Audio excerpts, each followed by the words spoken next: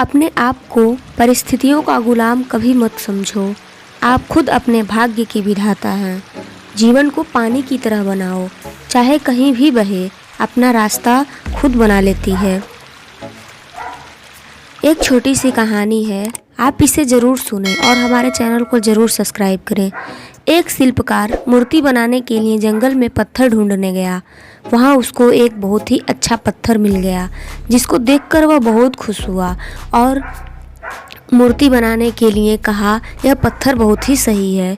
जब वह आ रहा था तो उसको एक और पत्थर मिला। उसने उस पत्थर को भी अपने साथ ले लिया। घर जाकर उसने पत्थर को उठाकर अपने औजारों से उस पर कारीगरी करनी शुरू कर दिया। औजारों की चोट जब पत्थर पर हुई तो वह पत्थर बोलने लगा कि मुझको छोड़ दो, इससे मुझे बहुत ही दर्द हो रहा है। अगर तुम मुझ पर चोट करोगे तो मैं बिखर कर अलग हो जाऊंगा।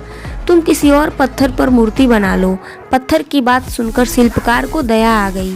उसने उस पत्थर को छोड़ दिया और दूसरे पत्थर को लेकर मूर्ति बनाने लगा।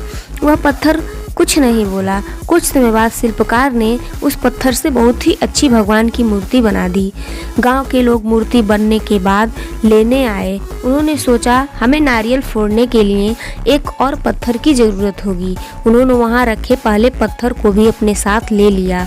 मूर्ति को ले जाकर उन्होंने मंदिर में सजा दिया और उसके सामने उसी पत्थर को रख दिया। अब जब भी कोई व्यक्ति मंदिर में दर्शन करने आता तो मूर्ति को फूलों से पूजा करता, दूध से स्नान कराता और उस पत्थर पर नारियल फोड़ता था।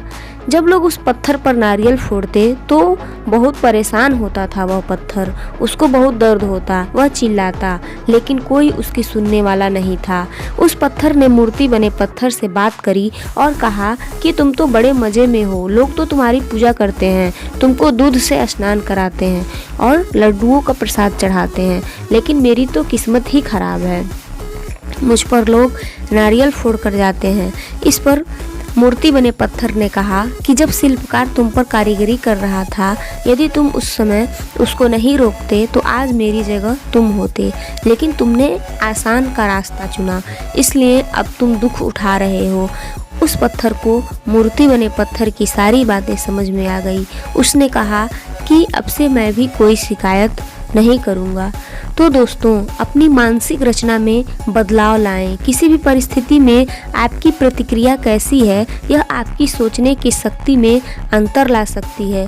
अगर आप सकारात्मक रूप से किसी भी चीज़ को देखेंगे, मेहनत की भावना से अपने आप को उस तरह से ढालेंगे, तो निश्चित ही आप एक बहुत बड़ा बदलाव देखेंगे जो आपको आगे की ओर ले जाएगी। किसी भी परिस्थिति का सामना करने से कभी ना डरें, क्योंकि परिस्थितियां ही हमें चट्टान की तरह मजबूत बनाती हैं।